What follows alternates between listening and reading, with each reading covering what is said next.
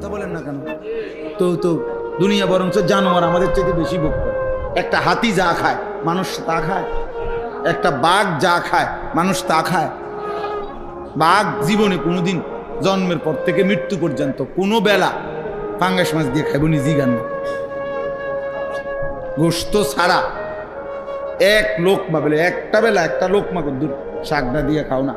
ওই যে না বেড়া, আমার বাপ দাদার 14 গোষ্ঠী জীবনে আমরা গোস্ত ছাড়া আমরা কিছু খাই না। তো কি অর্থ কি?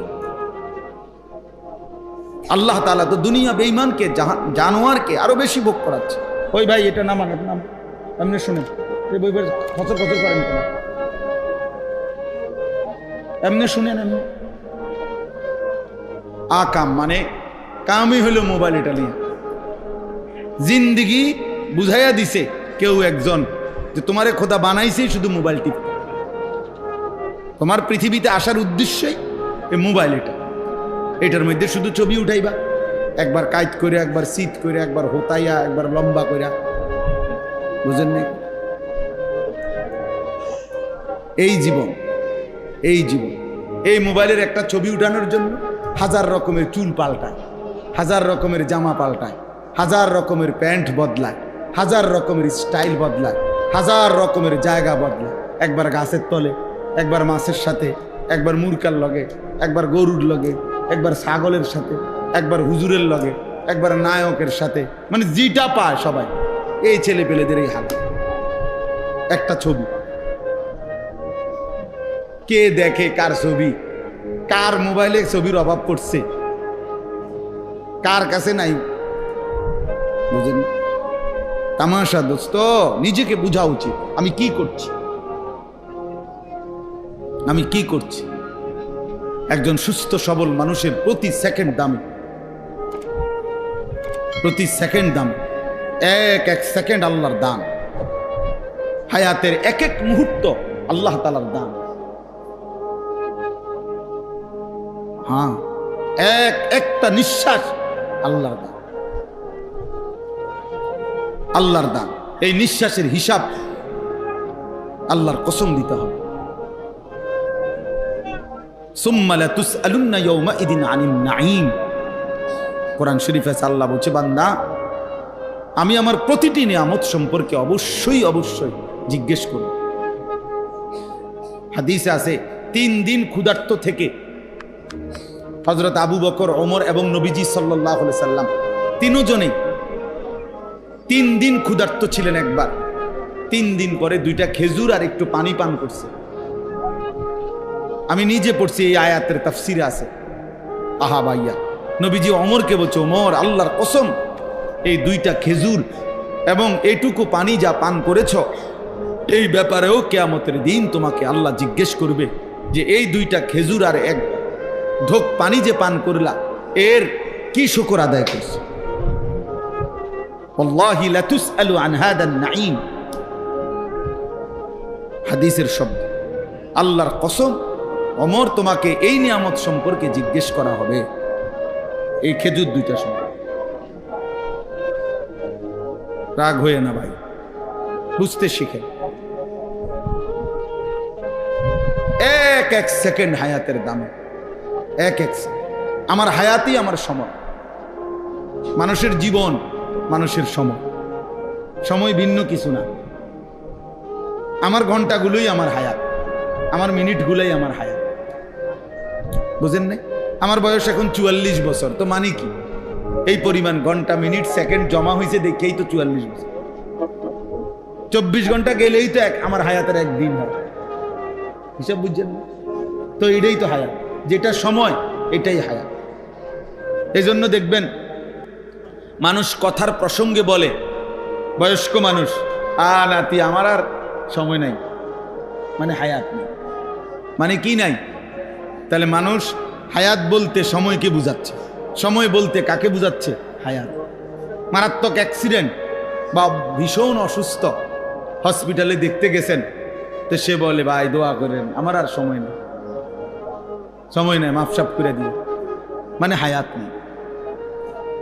তাহলে আমাদের এই পৃথিবীতে এরপরে ঘন্টা থাকবে, পৃথিবীতে এরপরে সূর্য উঠবে, চাঁদ উঠবে, ঠিক আছে, আমি তো থাকবো না। এরপরে পৃথিবী আধুনিক হইয়া মনে করেন চাঁদের দেশে গেছে গা সবাই, একের প্রত্যেক মানুষ আগামী 100 বছর পরে মনে করেন সবাই চাঁদের দেশে ঘরবাড়ি করে লাইছে, তো করছে আর কি, তো আমি তো থাকতাম না। তো এরপরে মানুষ চাঁদের দেশে গেছে না মঙ্গল গ্রহে গেছে, আমার কি বলেন ভাই? এতে আমার লাভ কি? আমি তো নাই। কাজে আমার এইটুকু হায়াতি আমার সময়, আমি আর পিছনের 300 বছর আগে যাইতেও পারবো না, আগামী 300 বছর সামনেও আমি আর যাইতে, কাজে আমি এখনই, এই ঘন্টাই আমার হায়াত, এই মিনিটটাই আমার, কাজে আমাকে এটাই কাজে লাগাইতে, আমাকে এই সময়টাই কাজে লাগাইতে হবে। চলেন, লম্বা করছি যে কথাটা বলতে, যে এই তাসবিহ পড়তে গিয়ে বললাম এই দুইটা জিনিস খেয়াল করা। প্রত্যেক আমল, ওযু, গোসল, নামাজ, রোজা, হজ, যাকাত, জিকির, তেলাওয়াত, দান, সাদাকা, যাকাত, ফিতরা, হজ, উমরা, যাবতীয় আমল আল্লাহর কাছে কবুল হওয়ার জন্য 1 নম্বরে বিশুদ্ধ হওয়া জরুরি। বিশুদ্ধ হইতে হবে, কোরআন সুন্নাহর আলোকেই হইতে হবে। আপনাকে খেয়াল করতে হবে যে নবীজি সাল্লাল্লাহু আলাইহি সাল্লাম নামাজের মধ্যে সূরা কেরাত পড়ছেন, তো তিনি এভাবেই পড়ছেন, আপনি যেমনি কোন, তো তাইলে তিনি শিখালেন, আপনি এটা আজীবন আপনি ভুল পড়ে যাবেন, তো নবী শিখানোর সার্থকতা কি? নবীজি যে সাহাবাদেরকে শিখাইলেন, এটার ফায়দাটা কি ভাই বলেন? কথা বুঝছেন না আমার? আপনি তো এটা গ্রহণই করলেন না, আপনি তো এটা পাত্তাই দিলেন না। তো রাসূলুল্লাহ সাল্লাল্লাহু আলাইহি সাল্লাম 23 বছরে মেহনত করলেন, তো এর ফায়দা কি বলেন? হাদিসে আছে, সাহাবায়ে কেরাম বলছেন আমাদেরকে নবীজি সাল্লাল্লাহু আলাইহি সাল্লাম একটা একটা শব্দ করে শিখাইছেন।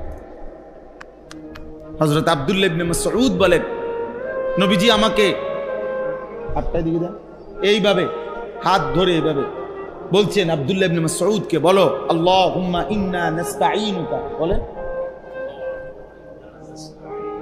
ওয়া নাস্তাগফিরুকা ওয়া নু'মিনু বিকা, এইভাবে শব্দে শব্দে শিখাইছে। উনি বলছেন আমার হাত ধরে একটা একটা শব্দ করে করে নবী আমাকে কি করছেন, কি? হযরত আব্দুল্লাহ ইবনে আব্বাস রাদিয়াল্লাহু তাআলা আনহুমা বলেন, বুখারীর হাদিস, তিনি বলেন রাসূলুল্লাহ সাল্লাল্লাহু আলাইহি ওয়াসাল্লাম কোরআন শরীফ নাজিল হলে জিব্রাইল থেকে যখন শুনতেন, তো জিহ্বাটা কিভাবে নাড়াইতেন, আমি তোমাদেরকে রাসূল থেকে আমরা এটাও শিখছি, কারণ আমি তোমাদেরকে নাড়াইয়া দেখাচ্ছি যে নবী জিহ্বাটা নাড়াইতেন কেন, জিহ্বাটা কেমনে নাড়াইতেন, ওইটাও তোমাদেরকে দেখাইতেছি। কি পরিমাণ অনুসরণ করছেন ওনারা, খেয়াল করে দেখেন কি পরিমাণ খেয়াল করছেন ওনারা, কষ্ট করছেন, খামখেয়ালি। 14 বছরের সাহাবী হযরত জুনদুব ইবনে আব্দুল্লাহ রাদিয়াল্লাহু তাআলা আনহু বলেন, আমরা নবীজি সাল্লাল্লাহু আলাইহি সাল্লামের কাছে কিশোর বয়সেই আমরা রাসূলুল্লাহ সাল্লাল্লাহু আলাইহি সাল্লামের কাছে আসলাম, এসে নবীজির কাছে তাআল্লামনাল ঈমান, ঈমান শিখলাম, সুম্মা তাআল্লামনাল কুরআন, অতঃপর কোরআন শিখলাম। 14 বছর বয়সে সাহাবারা নবীজির কাছে থেকে কোরআন শিখছেন, ঈমান শিখছেন। হযরত মালিক ইবনুল হুয়াইরিস রাদিয়াল্লাহু তাআলা আনহু এক সাহাবী, উনি বলেন আমরা এই নওজোয়ান নবীজির কাছে আসলাম কয়েকজন, 20 দিন নবী সাল্লাল্লাহু আলাইহি সাল্লামের কাছে ছিলাম, থেকে আমরা ওযু, গোসল, নামাজ শিখলাম, ঈমান শিখলাম, কোরআন শিখলাম। 20 দিন পরে নবীজি আমাদেরকে বললেন, তাহলে এখন তোমরা তোমাদের মহল্লায় ফিরে যাও, গিয়ে তারপরে তোমরা বাকিদেরকে দিন শিখাও। নবী সাল্লাল্লাহু আলাইহি ওয়াসাল্লাম মক্কা থেকে মদিনায় হিজরত করার কমপক্ষে 1 বছর আগেই হযরত মুসআব ইবনে উমাইর রাদিয়াল্লাহু তাআলা আনহু ওনাকে আগেই পাঠাইছেন যে এই পর্যন্ত যে কয়জন মুসলমান হইছে তুমি তাদেরকে গিয়ে দিন শিখাও, কোরআন শিখাও, নামাজ শিখাও। তো উনি গিয়ে আগের থেকেই শিখছেন, শিখাইছেন।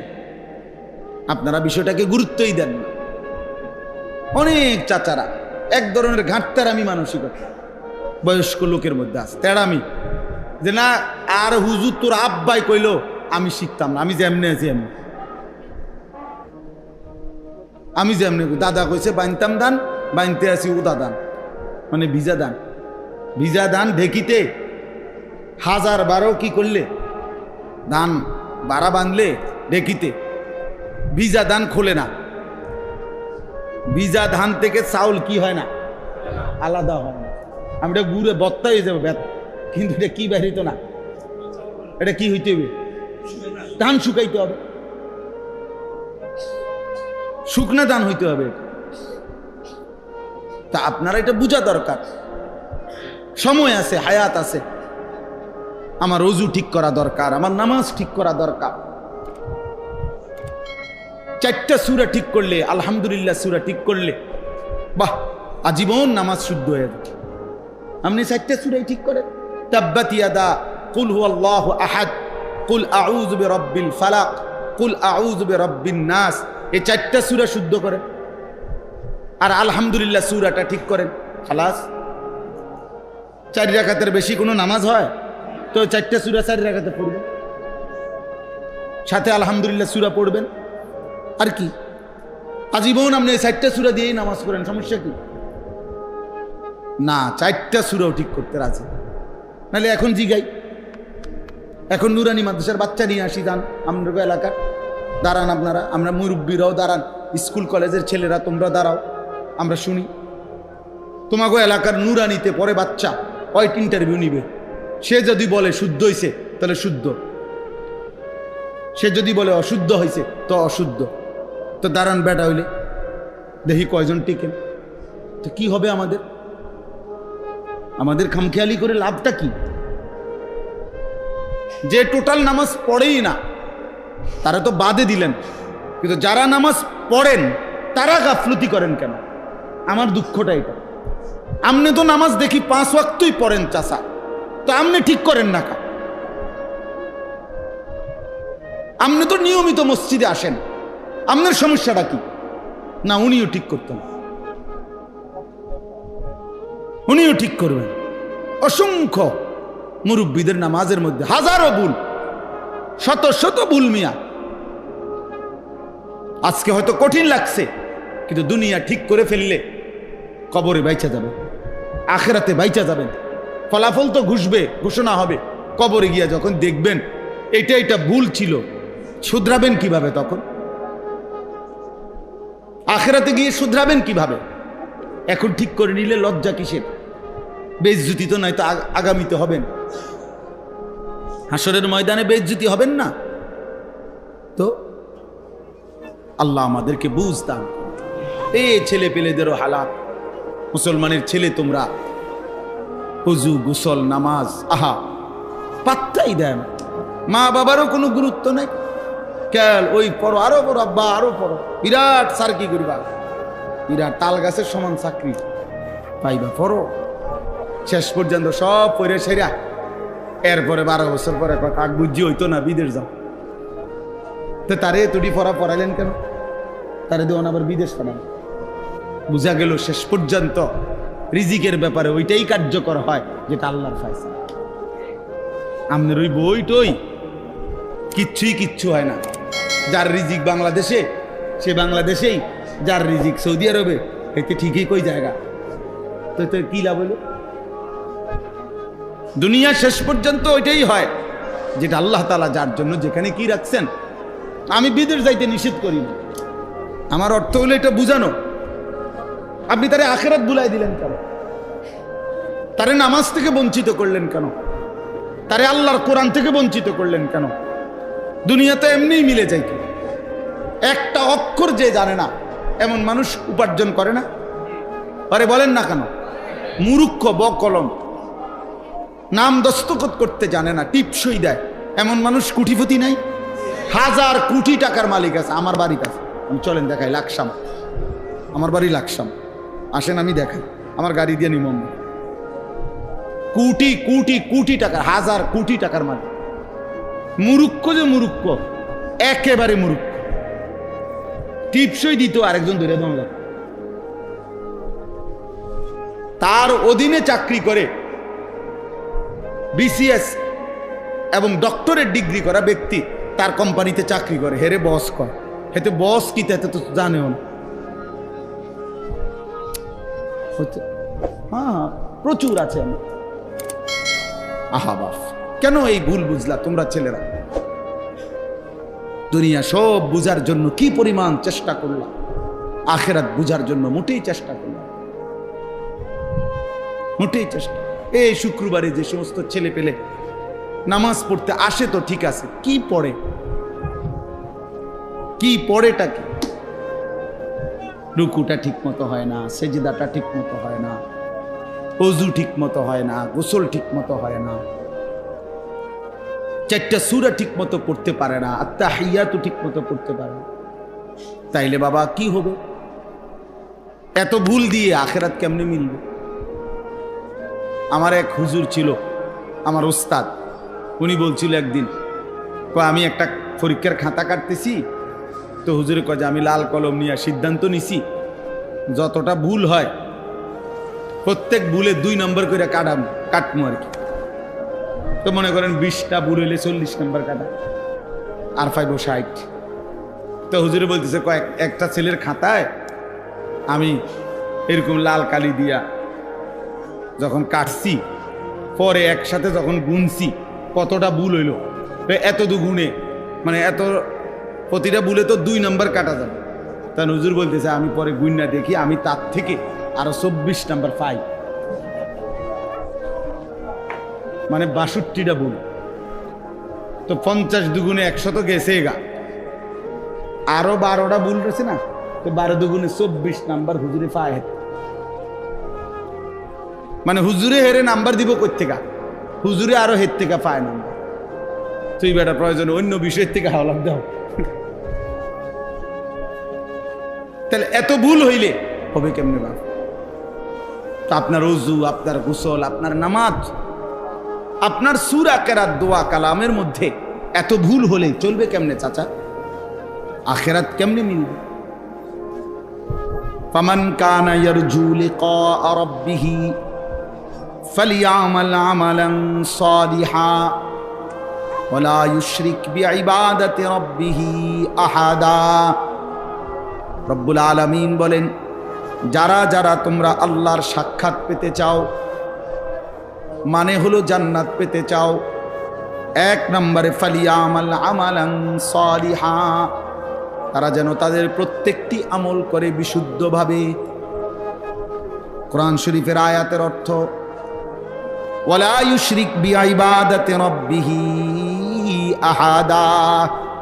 2 নম্বরে আল্লাহ বলেন তারা যেন তাদের কোন ইবাদতের সাথে অন্য কাউকে শরীক না করে, শুধুই আল্লাহর জন্য করে। ওই যে বললাম, 2টা বললাম না, ওয়ালা ইউশরিক বিইবাদাতি রাব্বিহি আহাদা, কাউকেই যেন আল্লাহর ইবাদতে শরীক না করে। ওমান ইউশরিক বিল্লাহ ফাকান্নামা খাররা মিনাস সামা। রব্বুল আলামিন বলে, যে শিরিক করবে সে যেন আসমান থেকে ছিটকে পড়বে। ছিল তো আসমানে, যখনই আমি আল্লাহর সাথে শিরিক করলো সে যেন 7 আসমান থেকে ছিটকে পড়লো। আমরা বলি না যে মাথার তুল্লা আসার দিছে, তো ফেরেশতা যেন মাথার তুল্লা আসার দিছে। তাই এই জন্য চলেন বাপ, আমার প্রথম কথা আমি লম্বা করে বললাম, শুধু তাসবির বিষয় না, যার মনে চায় গুরুত্ব দিয়েন, না দিলে নাই। আমাদের বলা আমরা বললাম, জীবন তো পার হয়েই যাবে, একসাথেই তো পার হয় না। আজকে মনে করেন বৃহস্পতিবার, সবারই বৃহস্পতিবার। এখন যারা মাগরিবের নামাজ জামাতে পড়ছে তাদেরও বৃহস্পতিবার। আর যেই অপদার্থ আল্লাহকে সেজদা দেয় নাই, হ্যাঁ, যে তার নিজেকে মানুষের কাতার থেকে হাইওয়ান আর জানোয়ারের কাতারে নিয়ে গেছে সেজদা না দিয়ে, ওই জানোয়ারেরও এখন বিশুদ্ধ, ও কোনো বেশি আগায় নাই। আমাকেও যা বাজে এখন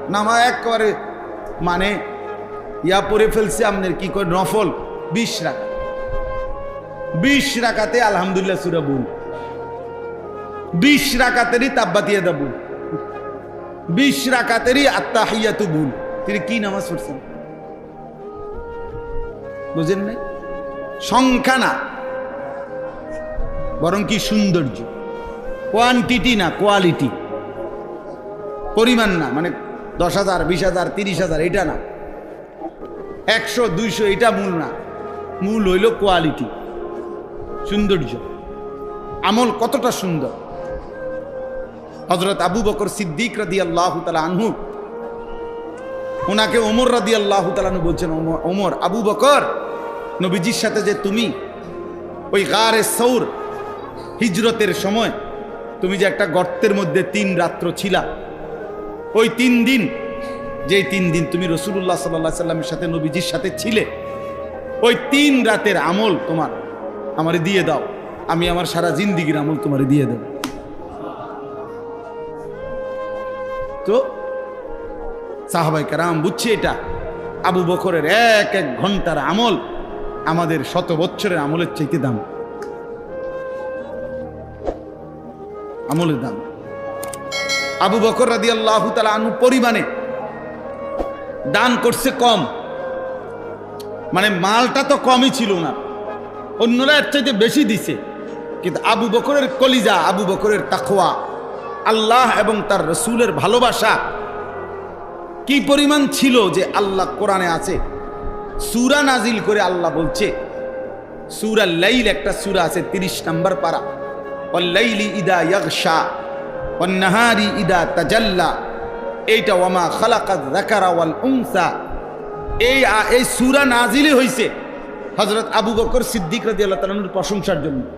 এবং ওই সূরার শেষ কথা হলো আল্লাহ বলতে বলতে আবু বকরের প্রশংসা করে সর্বশেষ আল্লাহ বলছে ওয়ালা সাউফা ইয়ারদা, বন্ধু আমি ওয়াদা দিলাম আপনার ও আবু বকরকে আমি আল্লাহ খুশি করে দেব। আরে বললেন এটাই আয়াতের অর্থ, আরে আমি খুশি করে দেব, কারণ সে 100 কোটি টাকা দিছে নাকি? 100 কোটি টাকা দিছে উনি না, পরিমাণে তো হয়তো কম, কিন্তু কোয়ালিটি অনেক উঁচু। মালের কোয়ালিটি কি? কোয়ালিটি অনেক বেশি, গুণগত মান অনেক বেশি,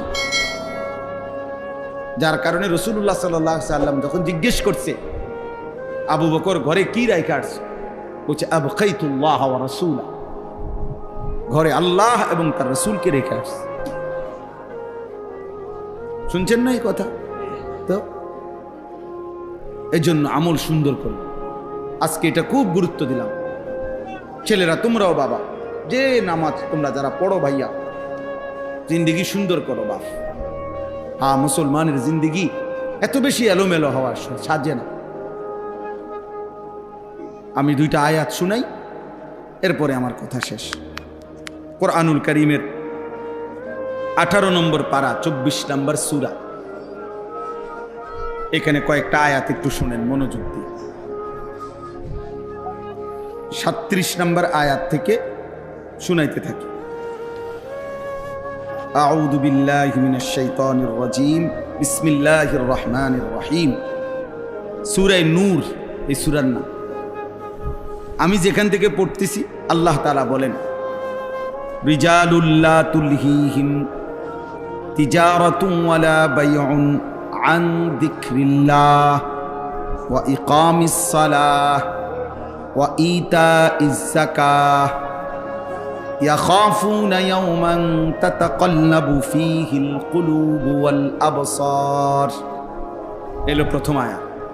আল্লাহ তাআলা বলেন তারাই কেবল মানুষ, তারাই পুরুষ, তারাই বেড়ৈত, তারাই মানুষ যাদের ব্যবসা বেচা কিনা উপার্জন দিবারাত্রির রোজগার তাদেরকে 4টা জিনিস ভুলায় না। যে মানুষ তার দুনিয়াবি যাবতীয় ব্যস্ততার ভিতর দিয়েও 4টি জিনিস ভোলে না, আল্লাহর কসম আল্লাহ তাকেই বলছে মানুষ। ওই মানুষ কয়টা জিনিস? আমরাও কথায় কথায় বলি তে একটা বেড়ায়, বলে না তে একটা বেড়ায়, বেড়া হইলে এরম বেড়ায় হওয়া উচিত। এই আল্লাহ বলেন ওই বেটা রিজাল, সেই পুরুষ সেই মানুষ, লা তুলহিহিম তিজারাতুম ওয়ালা বাইউন, যাদেরকে গাফিল করে না তাদের ব্যবসা এবং বেচা কিনা।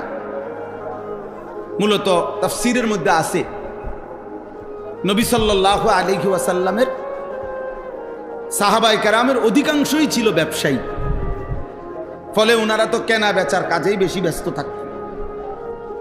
আর ছিল কৃষি, মানে খেজুর আঙ্গুরের বাগান, কৃষি।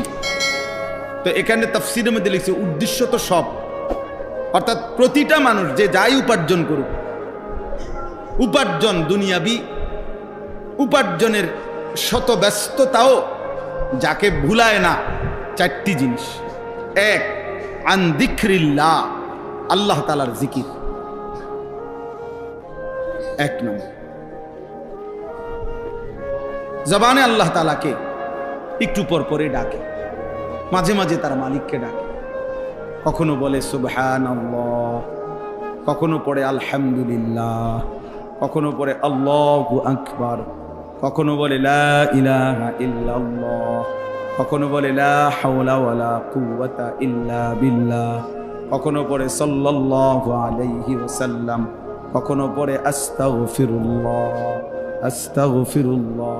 এক এক সময় আল্লাহকে ডাকে, কখনো গুনে গুনে ডাকে, কখনো হিসাব ছাড়া ডাকে। কথা বুঝেন না? তাসবিহ দিয়ে ডাকেন, তাসবিহ ছাড়াই ডাকেন, গুনে গুনেই ডাকেন, গুনাহ ছাড়াও ডাকেন। এ আল্লাহকে যার কলিজার মধ্যে আল্লাহ তাআলা আছে, তো জবান দিয়ে বের যাই করুক, বাজার কিংবা ব্যবসা, চাকরি কিংবা কৃষি, যেখানেই থাকো আল্লাহ বলছে বান্দা আমাকে নিয়ে থাক, আমাকে নিয়ে থাক। ফাইযা কুদিয়াতিস সালাতু ফান্তাশিরু ফিল আরদ ওয়াবতাগু মিন ফাদলিল্লাহ ওয়াযকুরুল্লাহা কাসীরা। আল্লাহ বলে বান্দা নামাজ যখন শেষ হয়ে যায় তো আমার জমিনে ছড়িয়ে পড়ো, যার যার রিজিকের তালাশে বের হও, কর্মে যাও, তবে ওয়াযকুরুল্লাহা কাসীরা, আমি আল্লাহকে স্মরণ করি বেশি বেশি। এই জন্য ওই মানুষকে মানুষ বলে যে মানুষ জীবন চলার পথে আল্লাহকে স্মরণ করে। যখন যাই করি, আমার একজন ঘনিষ্ঠ মানুষ ছিল, উনি ওই যে প্লাস্টিকের যে বালতি বুলতি, ক্রোকারিজের মাল, এগুলোর ব্যবসা করত, খুব মহব্বত করতো। ওনার ছেলে আমার মাদ্রাসায় পড়ে। তো পরে একদিন ওনার দোকানের সামনে আমি গেছি, আর বললাম কি অবস্থা ভাই? কয় হুজুর ব্যবসা আর করতাম না, এটা দোকান বন্ধ করে দিতে চাইতেছি। কি আমার লগে জিদ কইরা, হিংসা কইরা, আমার পাশাপাশি আরো 5-6 জনে এই একই রকম দোকান দিছে, আমারটা একটু বেচা কিনা ভালো হয় দেখি। তা আমি তো আপনার অসুবিধা কয়, এই জন্য আর এখন ভাল লাগে না। পরে আমি এরকম আমার পকেটের তসবিহ ছিল, তা আমার এই পকেটের যে তসবিহ আমি পড়ি, মনে করে এই তসবিহটা আমি ওরে দিছি, ওনার হাতে দিয়ে বলছি শুনেন, একদিনের জন্য দোকান বন্ধ করবেন না, আগামীকালকের থেকে নিয়ম মাফিক দোকান খুলবেন, সন্ধ্যাবেলায় বন্ধ করবেন, যখন বন্ধ করার সময় হয়, আর দোকানে বসে 2টা কাজ করবেন। আপনার তো দরকার কামাই, দরকার উপার্জন দরকার, আপনি চাইতেছেন রোজগার, তা আপনি কাস্টমার আইলে মাল বেচবেন, কাস্টমার না থাকলে আমার দেওয়া এই তসবিহ পড়বেন, তাহলে আপনার কামাই চলবে, হয় দুনিয়া কামাই নয় আখিরাত। ছেলেরা তোমরাও ভাবো ভাই, ইনসাফ করো, ইনসাফ করো। আরে এই পৃথিবীর সবাইকে ভুলা যায়, আল্লাহকে ভুলে কেমন? পৃথিবীর সবার বিরুদ্ধে একটা একটা অভিযোগ হয়তো তোলা যাবে, যৌক্তিক হোক অযৌক্তিক হোক, যে মা আমার মা ঠিক আছে, কিন্তু উনি আমার উপরে বেশি জুলুম করতে আছে, এটা বলা যাইতে পারে কথার কথায়, কথার কথায়, যে না আমার মা, আমি বিয়ে করছি ধরে আমার এই বউর কারণে হোক, যেভাবে হোক, মা আমার বউরে সহ্য করতে পারে না, মা আমার একেবারে জ্বালাইয়া শেষ করে লাইছে, এই জন্য ভাই আমি একটু আলগা হয়ে গেছি। আচ্ছা, একটা কথা থাকতে পারে, এটা আমার বাপে আমারে কোনোভাবেই টাকা পয়সা দেয় না, খোঁজখবর রাখে না, আমি এই জন্য বাপের খবর নেই। একটা দুনিয়ার প্রত্যেকের ব্যাপারে যৌক্তিক হোক অযৌক্তিক হোক একটা কারণ বলা যায়, আল্লাহর ব্যাপারে কি বলবা? একটা ছেলে বলো ভাই, এই যে কয়জন তোমরা সামনে বসছো দোস্ত, তোমরা যারা নামাজ পড়ো না, প্রিয় ভাই বলো কি কারণ? আল্লাহর সাথে তোমার সমস্যাটা কি? মালিকের সাথে সমস্যাটা কি? আপনারা বলেন যারা নামাজ পড়েন না, যাদের জবানে 3 ঘন্টা 6 ঘন্টা 9 ঘন্টায় একবারও আল্লাহর নামটাও বের হয় না, কি শক্ত ডাকায়, কত নিকৃষ্ট নাফরমান। এই নাফরমান একটার পর একটা শুধু বিড়ি খায়, এই নাফরমান একটার পর একটা শুধু গালিয়ে দেয়, এই নাফরমান একটার পর একটা শুধু কাস্টমাররেই ডাকে, কিন্তু আল্লাহকে একবারও ডাকেন। আয় হায় হায় হায় হায় হায়, কি পরিমাণ অমানুষ।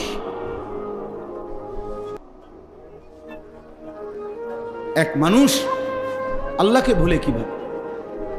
প্রতি সেকেন্ড যার হাতে যার দেওয়া নিঃশ্বাস, তাকে ভুলে কিভাবে? মিয়া, মাকে ভোলা যাইতে পারে, বাবাকে ভোলা যাইতে পারে, স্ত্রীকে ভুলাতে পারে, বন্ধুকে ভোলা যাইতে পারে, রবকে ভুলে কেন? আল্লাহকে ভুলে কি? এই জন্য আল্লাহ বলছে মা গাররাকা বিরাব্বিকাল কারীম। আমার বান্দা বলো না, আমার মতো দয়ালু মেহেরবান মালিক রব থেকে কে তোমাকে ভুলাইয়া দিল? কে তোমাকে ভুলিয়ে দিল? কি এমন কারণ হলো বান্দা যে তুমি আমাকে ভুলে গেলে? আহ আল্লাহ, এজন্য ফিকির করো, কেন নামাজ পড়বেন, কেন আল্লাহকে ডাকবেন? একটা বার মালিকের নাম বল, শুধু এই ফালতু কথা, শুধু গল্প। এই কিছু বয়স্ক লোকও আছেন আপনারা, এই যে বিকালে আসরের পরে যাইয়া চা দোকানে বসে রাতের 10টা পর্যন্ত এই চা দোকানে বসে 14 গোষ্ঠীর যত বদনাম গীবত পুরা এলাকার, এ বসে বসে এগুলা বদ খাসলত, আর শুধু বিড়ি খাবে, একবার খায় বন, একবার চা, একবার বুট, একবার পেঁয়াজু, একবার আলুর চপ, আর এই ফালতু গল্প গল্প গল্প। কি বলেন এগুলো? আল্লাহ তাআলা এমন সুন্দর হায়াত দিছেন এই ফাজলামি করার জন্য, এই চা দোকানে শেষ করে দেওয়ার জন্য? বলে কি পরিমাণ বয়স্ক লোক চা দোকানে বসে থাকে? বলেন বলেন, ইনসাফ করে বলেন, কি কামটা কি? কাম আপনি তাসবিহ পড়েন, আপনি সুবহান আল্লাহ পড়েন বসে বসে, একবার সুবহান আল্লাহ পড়লে উহুদ পাহাড়ের চাইতে ভারী নাকি? খোদার কসম, নবী বলছে আযমু মিন উহুদ, উহুদ পাহাড়ের চাইতে উঁচা নাকি?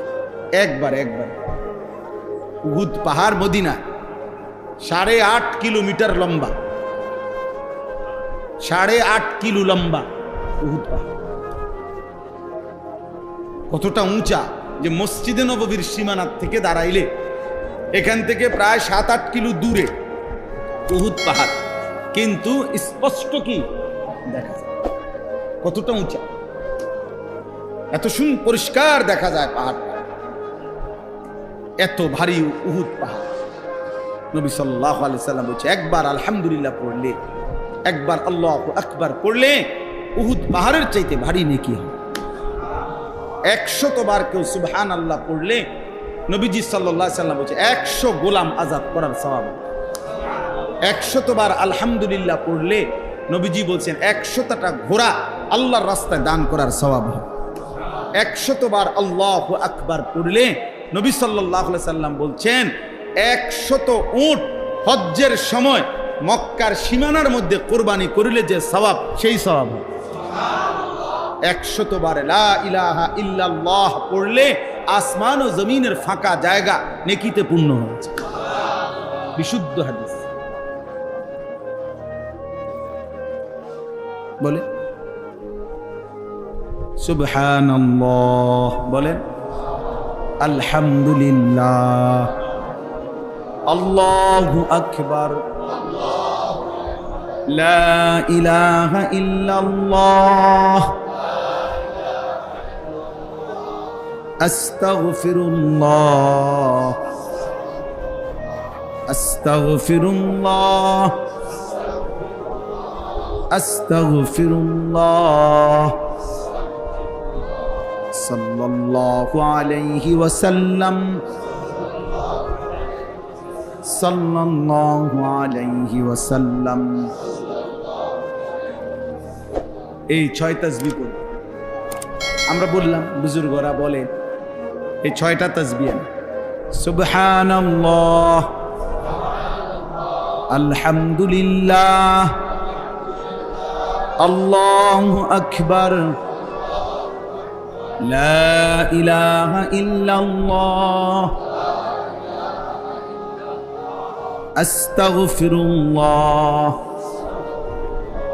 সাল্লাল্লাহু আলাইহি ওয়াসাল্লাম। হইলনি 6টা হইছি নি?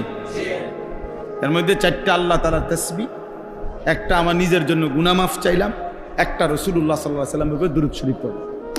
বাহ, কেমন সুন্দর হয়ে গেল বলেন। দুরূদ শরীফ পড়া দরকার নেই, তো এই যে পড়লাম। গুনাহ মাফ চাওয়া দরকার নেই, তো চাইলাম। আল্লাহরে ডাকা উচিত নেই, তো ডাকলাম। কেমন সহজ হয়ে গেল না? সুবহানাল্লাহ, আলহামদুলিল্লাহ, আল্লাহু আকবার, লা ইলাহা ইল্লাল্লাহ, আস্তাগফিরুল্লাহ, সাল্লাল্লাহু আলাইহি ওয়াসাল্লাম। এবার আপনারা কোন, আমি চুপ থাক, কোন একটা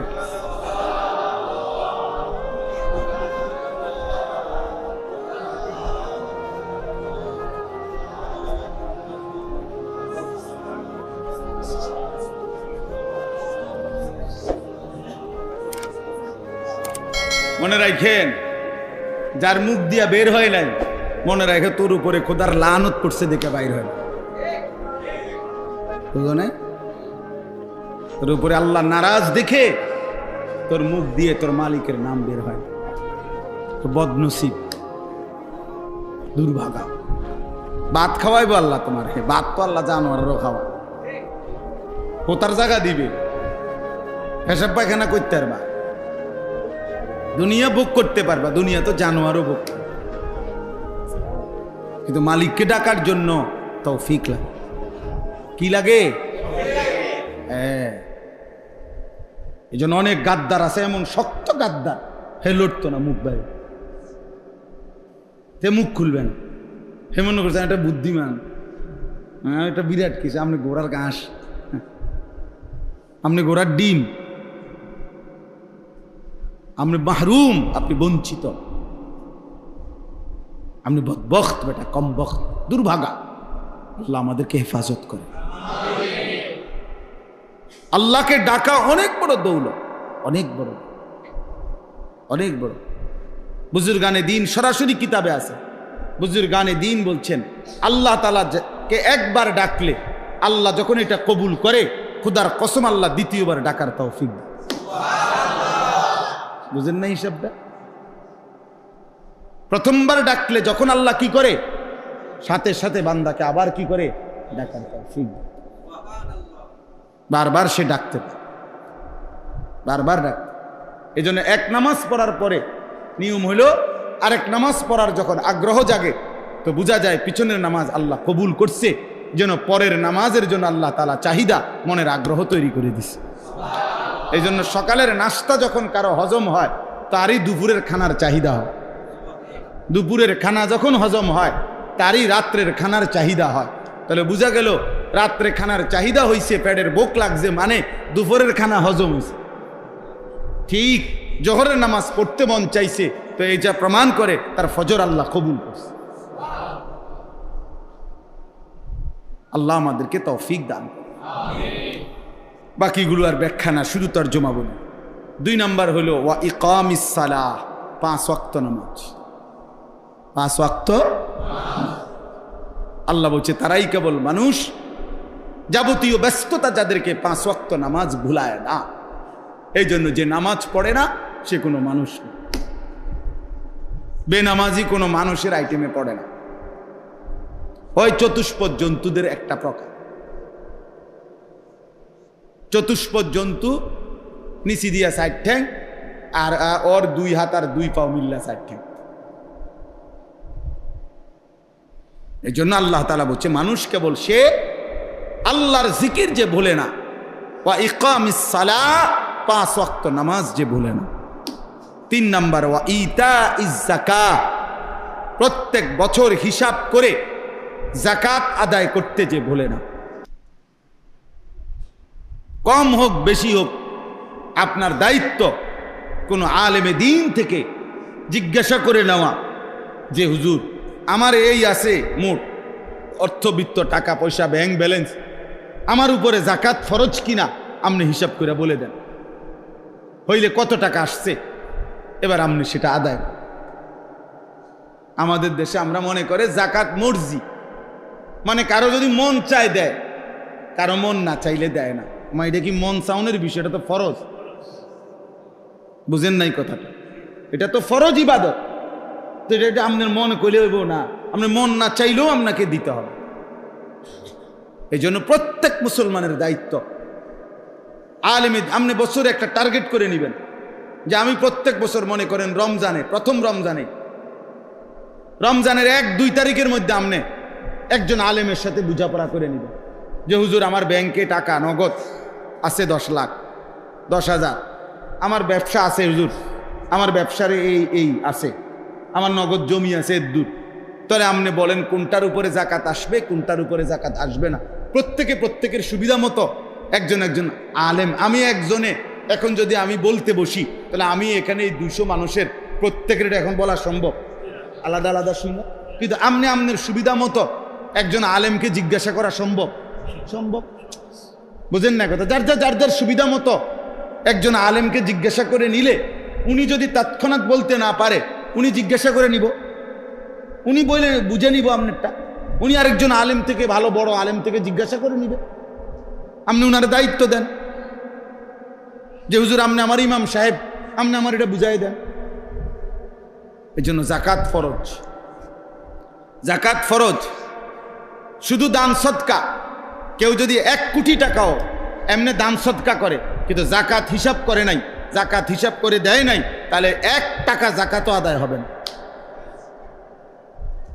যাকাত আলাদা, বুঝেন নাই কথাটা? এই জন্য নিয়ত জরুরি। কেন?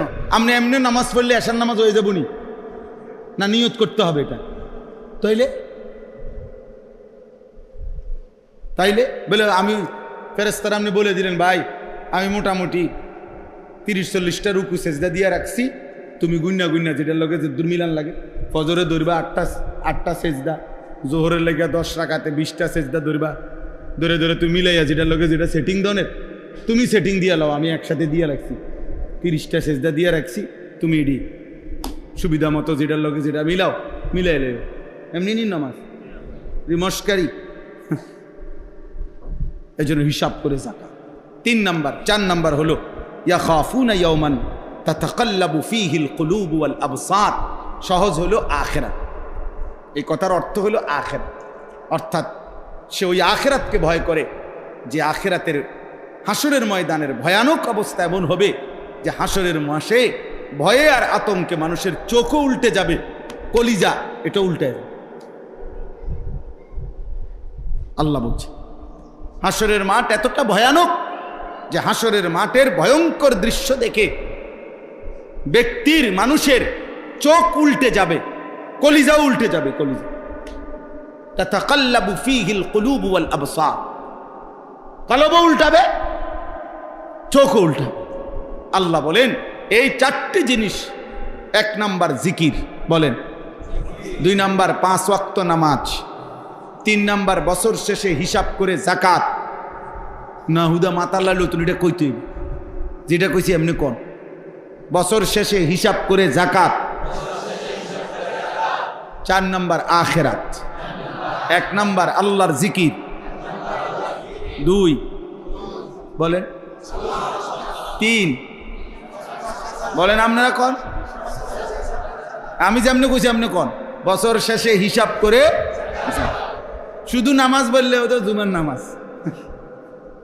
আমাদের দেশের এক শ্রেণীর তারা নিজেরা সিদ্ধান্ত নিয়ে নিছে যে নামাজ শুধু শুক্রবারে পড়লেই চলে, আর আমরা যারা বেকুব আমরা পড়ি 5 ওয়াক্ত। আমরা বলদ যে তাই নিয়ে সালাক। হ্যাঁ না, উনি বুদ্ধিমান, উনি বুদ্ধিমান, উনি মনে করে উনি খুব চালাক। আজ 30 বছর আর তারা 7 দিন মিলাইয়া যা কামায় আমি 1 দিন। আপনি এমন বুদ্ধিমান আর আমরা বেউকুফ। আমরা বুঝি না। তাইলে 5 ওয়াক্ত নামাজ। বলেন কয় ওয়াক্ত নামাজ? আবার একবার বলেন। তাহলে 1 নাম্বার, 2 নাম্বার, 3 নাম্বার, 4 নাম্বার আখিরাত। 4 নাম্বার আল্লাহ বলেন তারাই মানুষ যাদের সমস্ত ব্যস্ততার ভিতরেও যারা আল্লাহর জিকির ভোলে না, নামাজ 5 ওয়াক্তকে ভোলে না, বছর শেষে হিসাব করে যাকাত দিতে ভোলে না, আখিরাতকে ভোলে না। এবার তরজমা শুনেন। আল্লাহ বলেন লিয়াজজিয়াহুমুল্লাহু আহসানা মা আমিলু। এমন বান্দাকে আমি আল্লাহ তাআলা সে যা করছে সব কিছুর সর্বোত্তম বিনিময় আমি আল্লাহ দেব। অর্থাৎ এই বান্দার নামাজের বিনিময়ে দেব, ব্যবসার বিনিময়ে। বুঝেন নাই? কারণ সে তো তার ব্যবসা আমারে বলে নাই, তার নামাজ তো বলে নাই। এই জন্য আমি আল্লাহ তাআলা তার সেজদার বিনিময়ে দেব, তার বেচা কিনার বিনিময়ে দেব, সব কিছুতেই নেকি দেব। মা আমিলু, সে যা করছে সব কিছুতেই আমি নেকি দেব, নেকি দেব। কিভাবে নেকি দেব? আল্লাহ তাআলা বলেন প্রথম স্বাভাবিক হিসাবে যা প্রাপ্য, মনে করেন 1-এ 10, একটা আমল করলে নবীজি বলছে কত, তো এটা দেব। ওয়ায়াজিদাহুম মিন ফাদলিহি। এবার আমি আল্লাহ ওই 10-এর উপরে আমি নিজের দয়ায় আরো বাড়াইতে থাকব। তোমার প্রাপ্য প্রথমত দিব, এবার আমার থেকে আমি আরো বাড়তি দিতে থাকব। এবার যদি বলেন আমার শায়েখ আল্লামা মুফতি মুশতাকুন নবী সাহেব হুজুর বলে এটা যে আমি যদি আল্লাহকে বলি আল্লাহ আপনি বাড়াইবেন কতক্ষণ, আল্লাহ বলবে আমি আছি যতক্ষণ। আপনি যদি বলেন আল্লাহ আপনি আছেন কতক্ষণ, আল্লাহ বলবে আমি আছি সারাক্ষণ। তো বাড়তে থাকবে কতক্ষণ? লিয়াজজিয়াহুমুল্লাহু আহসানা মা আমিলু ওয়া ইয়াজিদাহুম মিন ফাদলিহি। যদি বলেন এগুলো তো আখিরাতে দিবে, দুনিয়া দিবনি, হেডা কোন হুজুর? দুনিয়া কিছু দিবনি। আল্লাহ বলেন আল্লাহু ইয়ারযুকু মান ইয়াশাউ বিগাইরি হিসাব। আর আল্লাহ তাআলা হিসাব ছাড়া যাকেই চাইবেন দুনিয়াতেও রিজিক দান করবেন। দুনিয়াও ইনশাআল্লাহ, দুনিয়াও মিলবে। আল্লাহ তাআলা আমাদেরকে তৌফিক দান করেন। আমার বাপ, আমি এই কথা শেষ করলাম। 1 নাম্বার আমি যে কথা প্রথম বলছি সেটা হলো আমাদের তাসবিহ, আমাদের নামাজ, আমাদের আমল ইবাদত যে যা করছেন শুদ্ধ করার চেষ্টা করা দরকার, আল্লাহর জন্য করা দরকার। আর 2 নম্বরে এই আয়াতের আলোকে বললাম, আল্লাহ তাআলা বললেন প্রকৃত অর্থে মানুষ হলো ওরা যাদের মধ্যে 4টি গুণ আছে, যাদের যাবতীয় ব্যবসা বেচা কেনা, কৃষি, চাকরি, তাদের ঘর বাড়ি পরিবার, রান্না বান্না, মহিলারা সব কিছুর ব্যস্ততার পরেও 4টা জিনিস ভোলে না। 1 আল্লাহ তাআলার জিকির ভোলে না, 5 ওয়াক্ত নামাজ ভোলে না, বছর শেষে হিসাব করে যাকাত দিতে ভোলে না, আখিরাতকে ভোলে না। আল্লাহ বলে তারাই মানুষ, তারাই আমার পছন্দের। আমি আল্লাহ তাদের প্রত্যেক আমলের বিনিময় দেব, আমার থেকে আরো বাড়াইতে থাকব, এবং দুনিয়াও আমি হিসাব ছাড়া রিজিক দেব। আল্লাহ আমাকে তৌফিক দান করেন, আমাদের সবাইকে তৌফিক দান করেন, কবুল করেন। আজকের এই মাশাআল্লাহ এই মাদ্রাসায় স্থানান্তর করার জন্য 120% জায়গা ভরাট করার জন্য প্রায় 40 লক্ষ টাকা প্রয়োজন। আলহামদুলিল্লাহ, আল্লাহ যেন কবুল করে, আল্লাহ তাআলা যেন তৌফিক দান করে। দেখেন একটা জিনিস সব সময় মনে রাখবেন, মাদ্রাসার মাটিতে অংশগ্রহণ করা খুব বরকত। মানে জমির মধ্যে অংশগ্রহণ করলে লাভ হইল, এরপরে যদি আমার নাম কেউ স্মরণও না রাখে, আপনার নাম মনেও রাখলো না কেউ, ঠিক আছে আমি দিছিলাম 50,000, কেউ চিনল না, কেউ আর মনে রাখলো না, কিন্তু যার জন্য দিছেন সেই মালিক মনে রাখবে তো, উনি চিনবে তো। আর এজন্য ওই মাদ্রাসায় তখন এরপরে ভবন, দালান, বিল্ডিং, পড়া লেখা, দিনী আলোচনা, তেলাওয়াত, জিকির, সেজদা যা হবে ওই মাটিওয়ালা অনবরত সাদকায়ে জারিয়ার সওয়াব পাইতে থাকবে। আপনার নাম জমিওয়ালা, মাদ্রাসাওয়ালা লওনের দরকার নেই, আসমানওয়ালা নেই, আসমানওয়ালা নেই। সওয়াব কোনো হুজুরে দেয় না, সওয়াব কোনো মুহতামিমে দেয় না, সওয়াব দেয় কে? তো তিনি তো দেখছেন, তিনি তো জানেন। আমরা অনেক সময় এটা কারণে দিতে চায় না, আরে বুঝছি তারার মাদ্রাসা তারা করো, আমি কি তাই না, আমরা কি তাই তারার মাদ্রাসা তারা করো, এটা বুঝি হইল কথা। আপনি আখেরাতের জন্য না দিবেন, আপনি হিসাবটা পাইবেন আখেরাতে। আল্লাহ আমাদেরকে তৌফিক দেন, কবুল করেন, আমিন। সুবহানাল্লাহি ওয়া বিহামদিহি।